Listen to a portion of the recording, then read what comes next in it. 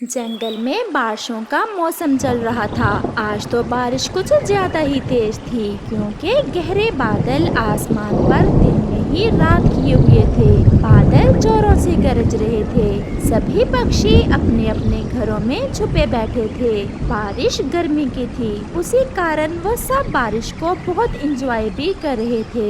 परंतु रानो चिड़िया बहुत परेशान थी क्योंकि उसका पति अभी तक घर नहीं लौटा था। वो तो अपने बेटे की बुखार की दवा लेने गया हुआ था। मम्मा, पापा अभी तक नहीं लौटे। मम्मा, बारिश तो बहुत तेज है। मम्मा, ये सब मेरे कारण हुआ। ना मैं बीमार होता और ना पापा दूसरे जंगल दवा लेने जाते। चिड़िया तो बहुत डरी हुई थी, परंतु वो अपने बेटे को हौसला देती है। कुकू बेटा, ऐसा नहीं है। बच्चे जब बीमार हो जाए तो मम्मा पापा ही उनके लिए दवा लाते हैं। और कौन देखेगा बच्चों को। कुकू तो रोने लग जाता है। मेरे पापा ठीक हों। ऐसी बारिश में पापा कैसे घर लौटेंगे। ऐ भगवान, बारिश को रोक दें ताकि मेरे पापा सुरक्षित घर लौट सके। वो माँ बेटे ऐसे डरे हुए अपने घर में बैठे थे। मैं थोड़ी देर किसी पेड़ के नीचे बैठ जाता हूँ। ऐसे हालात में तो उड़ना बहुत मुश्किल हो गया है। ऐसा सोचते हुए पापा चिड़िया एक पेड़ के नीचे बैठ जाता है। वो आसमान की तरफ देखता है। ये बादल तो ना जाने कब जाएंगे और ये बारिश कब रुकेगी। मेरे बेटे को तेज बुखार था, वो न जाने किस हाल में होगा। मुझे उड़ना होगा, मुझे अपने बेटे की खातिर उड़ना होगा। वो फिर से उड़ता है क्योंकि माता पिता बच्चों को दुख में कहाँ देख सकते हैं।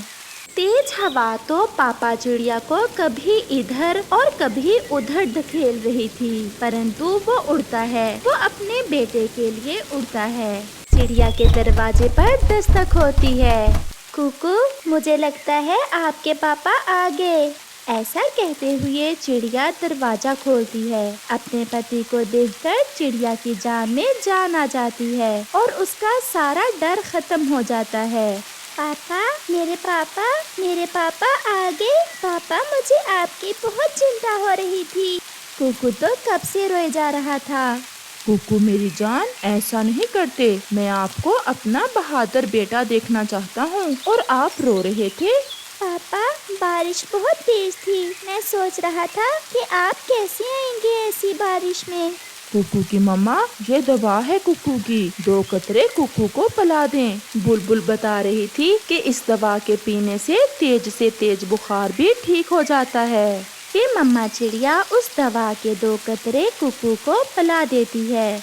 अब मेरा बेटा अपनी आंखें बंद करके सो जाए। बस कुछ ही देर में मेरा बेटा ठीक हो जाएगा। पापा, मैं आपके साथ सो जाऊं?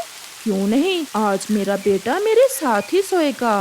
और मम्मा को नींद कैसे आएगी अपने बेटे के बिना।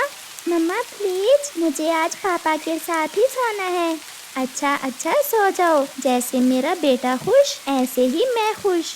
और फिर कुकू अपने पापा के साथ सो जाता है। अब कैसा है बुखार कुकू का? शरीर तो ठंडा है, मुझे लगता है बुखार ठीक हो गया है। बहुत प्यार करता है कुकू आपसे। जब बारिश शुरू हुई तो उसी समय से रोए जा रहा था और कह रहा था, मेरे पापा कैसे आएंगे ऐसी बारिश में। ऐसी बातों से ही तो बच्चे अपने मामा पापा का प्यार लेते हैं। कुकू की मम्मा, मुझे तो ऐसा लगता है जैसे कुकू हमेशा से मेरे साथ ही था। सच कहा, मुझे भी ऐसे ही लगता है। फिर ऐसे पापा चिड़िया और मम्मा चिड़िया भी बातें करते करते सो जाते हैं, परंतु बारिश थी कि रुकने का नाम ही नहीं ले रही थी। ये तो कोई तूफान ही था। ऐसे ही सुबह हो जाती है। अब तो पक्षी ज्यादा बारिश होने के कारण बहुत डरे हुए थे। तोता और कबूतर चिड़िया की तरफ आते हैं।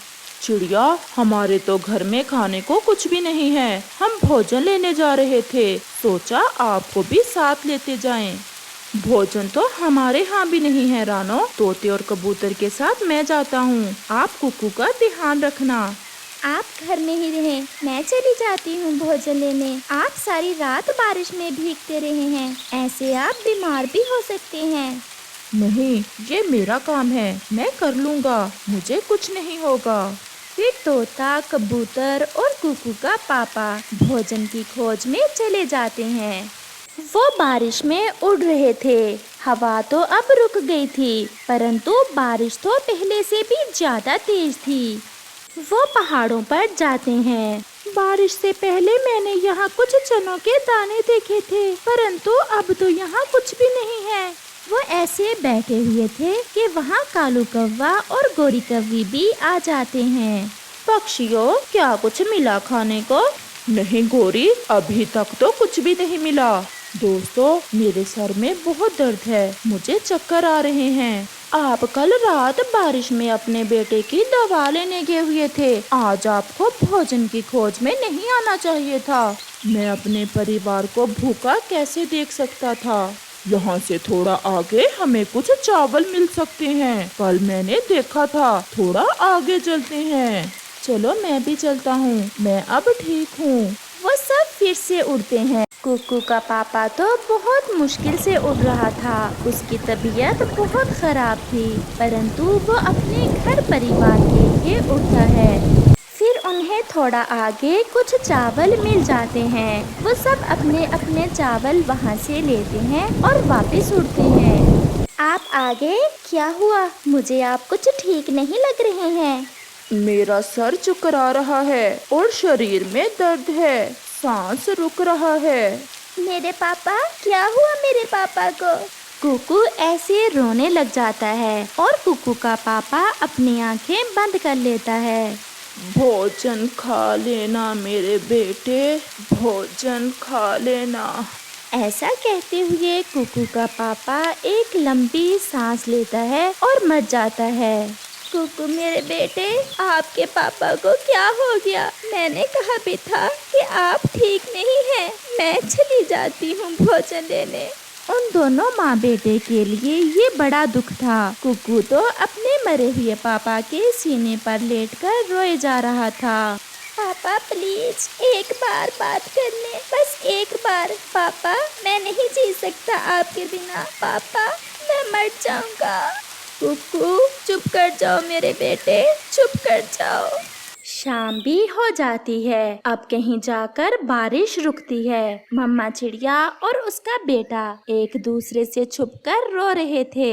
पापा ने मेरे लिए अपनी जान दे दी। अगर पापा मेरी दवा लेने ना जाते तो मेरे पापा ऐसे बीमार ना होते। नहीं बेटा, जैसे भगवान की इच्छा हो ऐसा ही होता है। दिन और रात गुजरते गए और फिर चिड़िया और उसका बेटा कुकू भी थोड़ा संभल जाते हैं और उनका दुख थोड़ा कम हो जाता है। मम्मा, आप आज घर में ही रहें और मैं आपके लिए भोजन ले आता हूँ। हाँ बेटा, मैं घर में ही हूँ। ज्यादा दूर न जाना और शाम होने से पहले पहले घर लौट आना। मैं ज्यादा दूर नहीं जाऊँगा।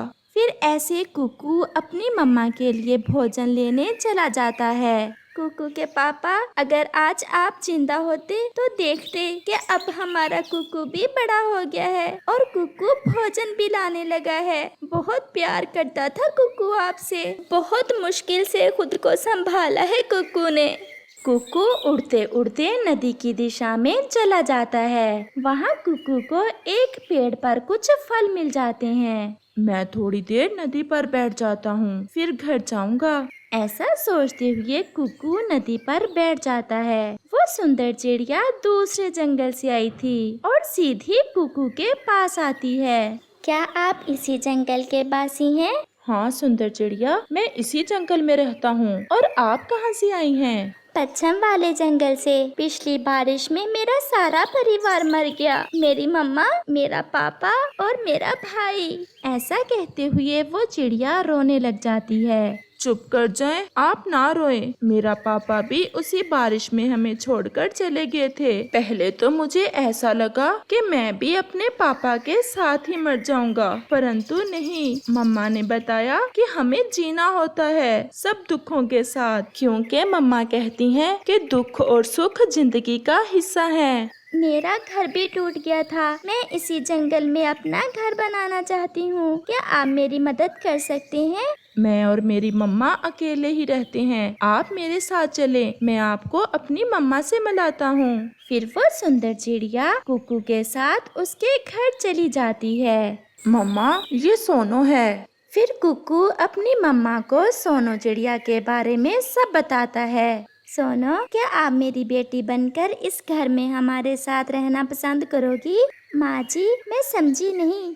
हमने भी बहुत दुख देखे हैं और अब भगवान ने मुझे खुशियाँ दी हैं। मैं अपने बेटे की शादी आपसे करना चाहती हूँ। ये सुनकर सोनो चिड़िया शर्मा जाती है और फिर कुकू की मम्मा अपने बेटे की शादी उस चिड़िया से कर देती है और वो परिवार दुख देखने के बाद फिर से अपनी जिंदगी खुशियों से गुजारते हैं। इस कहानी में आपने देखा कि कैसे पापा चिड़िया ने अपनी जान देकर अपने बेटे की जान बचाई, क्योंकि माता पिता अपनी संतान को अपनी जान से भी ज्यादा प्यार करते हैं। हमें भी चाहिए कि अपने माता पिता का ज्यादा से ज्यादा प्यार करें। दूर किसी जंगल में एक कौवा और एक चिड़िया रहते थे। चिड़िया बहुत बुद्धिमान थी। वो अपना हर काम समय पर करती और हमेशा दूसरों की मदद करती। लेकिन कालू कौवा और उसकी पत्नी गोरी कौवी बहुत आलसी थे। वो कभी भी कोई काम ना करते और हमेशा दूसरों को उल्लू बनाने के चक्कर में ही रहते। और तो और वो तो भोजन भी हमेशा दूसरों का चरा कर ही खाते। एक दिन कौवा और उसकी पत्नी अपने घर में बैठे हुए थे कि कौवे की पत्नी कालू कौवे से ऐसा कहती है, कालू जी, भूख लगी हुई है और भोजन भी नहीं है घर में, जाओ और चिड़िया से ही मांग लाओ। अब चिड़िया को हमारे बारे में पता चल गया है कि हम कितने ज्यादा आलसी हैं, इसलिए वो मुझे भोजन नहीं देती। एक आइडिया है मेरे दिमाग में। तुम ऐसा करो, चिड़िया के पास जाओ और उससे कहो कि हमारे घर में सांप आ गया है और वो हमें खाने ही वाला है, लेकिन अगर हम उसे कुछ भोजन दे दें तो वो भोजन लेकर चला जाएगा। गोरी, तुम बहुत शैतान हो, मैं अभी जाता हूँ, ऐसे तो चिड़िया फिर से उल्लू बन जाएगी। और फिर कालू कौवा चिड़िया की तरफ जाता है। वो चिड़िया के घर का दरवाजा बजाता है। कौन है? चिड़िया बहन, मैं हूँ कालू कौवा, तुम्हारा भाई। जल्दी जल्दी से दरवाजा खोलो। और फिर चिड़िया दरवाजा खोल देती है। कालू भैया, क्या हुआ? आप क्यों इतना घबराए हुए हो? चिड़िया बहन, मेरे घर में सांप आ गया है और वो कहता है कि वो हमें खा जाएगा। मैंने उसकी मिन्नती की तो फिर कहने लगा कि वो हमें छोड़ देगा अगर उसे कुछ और खाने को दें। हमारे घर में तो और कुछ भी नहीं है। अब तुम जल्दी जल्दी से मुझे कुछ ना कुछ दे दो और मैं जाकर वो सांप को दूं, फिर ही वो डरावना सांप हमारी जान छोड़ेगा। मैं अभी तुम्हें कुछ दाने देती हूँ। और फिर चिड़िया उसे कुछ दाने दे देती है। अब आप जल्दी से जाओ, कहीं ऐसा ना हो कि वो सांप तुम्हारी पत्नी गोरी कौवी को ही खा जाए। चिड़िया बहन, आपने हमारी जान बचा ली, मैं अभी जाता हूँ। और फिर कौवा तुरंत वहाँ से चला जाता है। कालू जी, देखा कैसे बुद्धू बनाया चिड़िया को? वो तो सच में मान गई और दूसरी बात नहीं की उसने और मुझे ये भोजन दे दिया और कहने लगी, जल्दी जल्दी जाओ, कहीं गोरी को वो सांप ना खा जाए। और फिर ऐसा कहते हुए वो दोनों जोर जोर से हंसने लगते हैं। कितनी बुद्धू है ये चिड़िया, हमेशा पागल बन जाती है। मम्मा, कालू अंकल के घर क्या सांप आया हुआ है? कुकू बेटा, वो झूठ बोल रहा था। लेकिन मम्मा, आपने तो उसे भोजन भी दे दिया सांप को देने के लिए। कुकू बेटा, मुझे उसका सब पता है, लेकिन मैं नहीं चाहती थी कि वो शर्मिंदा हो, इसलिए भोजन दे दिया। और फिर रात हो जाती है और वो सो जाते हैं। और फिर अगले रोज तोता चिड़िया के पास आता है। चिड़िया बहन, मैं दूसरे जंगल से आ रहा हूँ और वहाँ बरसात शुरू हो गई है। मुझे रास्ते में बादल भी मिले थे और वो बता रहे थे कि वो आज या कल हमारे जंगल में आ रहे हैं। तोते भैया, ये तो अच्छा ही हुआ जो तुमने मुझे भी बता दिया। मेरे घर में भोजन तो ढेर सारा जमा है, लेकिन मेरी लालटेन खराब है कल से। मैं आज ही उसे ठीक करवा लाती हूँ। चिड़िया, तुम कौवे को भी बता देना और मैं दूसरे पक्षियों को बताने जा रहा हूँ। ऐसा कहते हुए तोता वहाँ से चला जाता है। कुकू बेटा, तुम घर में ही रहना, कहीं बाहर ना जाना। तोता बताकर क्या है कि हमारे जंगल में बरसात आने वाली है। मैं अपनी ये लालटेन ठीक करवा कर अभी आती हूँ। मम्मा आ जाएं, मैं घर में ही रहूँगा, बाहर नहीं जाऊँगा। और फिर चिड़िया अपनी लालटेन लेकर चली जाती है। कौवे भैया, मुझे तोता मिला था, वो बता रहा है कि बरसात आने वाली है। वो दूसरे पक्षियों को बताने गया है और मैं अपनी लालटेन ठीक करवाने जा रही हूँ। क्या तुम्हारी लालटेन ठीक से काम करती है? जाओ जाओ, तुम कराओ जाकर ठीक अपनी लालटेन, हम भी करा लेंगे। अभी कौन सा बरसात शुरू हो गई है। कालू, हमारी लालटेन तो सच में खराब है। तुम चिड़िया के साथ ही चले जाओ और अपनी लालटेन भी ठीक करवा लाओ। मुझसे नहीं उड़ाता इतना ज्यादा, मुझे तो अभी सोना है। अच्छा कव्वे भैया, मैं चलती हूँ। तुम दोनों ने तो आपस में ही लड़ाई शुरू कर दी और फिर चिड़िया वहाँ से चली जाती है। उल्लू भैया, ये मेरी लालटेन खराब हो गई है। मैं इसे जब जलाती हूँ तो थोड़ी देर बाद बंद हो जाती है। चिड़िया, मेरा वेतन लाई हो ना। ये रहे गंदम के दाने, और अब मेरी ये लालटेन अच्छे से ठीक कर देना। और फिर उल्लू चिड़िया के लालटेन को देखता है। इसका तो ये शीशा थोड़ा सा टूटा हुआ है, हवा पड़ने से बंद हो जाती होगी, मैं इसे बदल देता हूँ। और फिर उल्लू चिड़िया के लालटेन का शीशा बदल देता है। चिड़िया, अच्छे से शांत बना कर लो, फिर ना कहना मैंने अच्छे से ठीक नहीं की। उल्लू जी, अब तो ये बहुत अच्छे से चल रही है। आपका बहुत बहुत धन्यवाद। अब मैं जाती हूँ। और चिड़िया उल्लू से अपनी लालटेन ठीक करवा कर वापस अपने घर की तरफ चल देती है। और फिर शाम हो जाती है और जंगल में तेज हवाएं चलने लगती हैं। मम्मा, हवा बहुत तेज है। ऐसा लग रहा है कि बारिश भी आने वाली है। कुकू बेटा, अच्छा ही हुआ जो मैं ये अपनी लालटेन ठीक करवा लाई। ऐसे मौसम में तो मुझे अंधेरे से बहुत डर लगता है। फिर वो भोजन खाते हैं और अपनी लालटेन जलाकर चिड़िया एक कोने में रख देती है।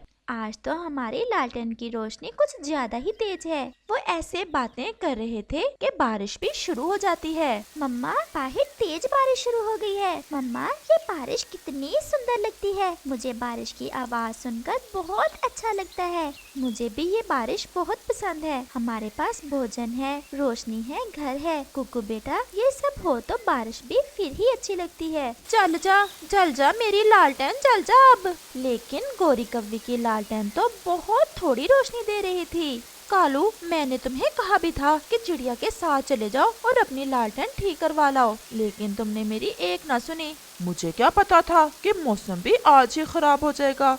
और फिर उनकी लालटेन बंद हो जाती है। कालू इसे जलाओ, मुझे अंधेरे से बहुत डर लगता है। कालू, तुम कहाँ हो? मैं पास ही हूँ तुम्हारे, तुम अपनी आंखें बंद कर लो, फिर तुम्हें क्या पता चलेगा कि तुम्हारे पास रोशनी है या फिर अंधेरा। कालू, मेरी जान निकल जाएगी इस अंधेरे में, मैं सच में मर जाऊंगी। कुछ करो कालू।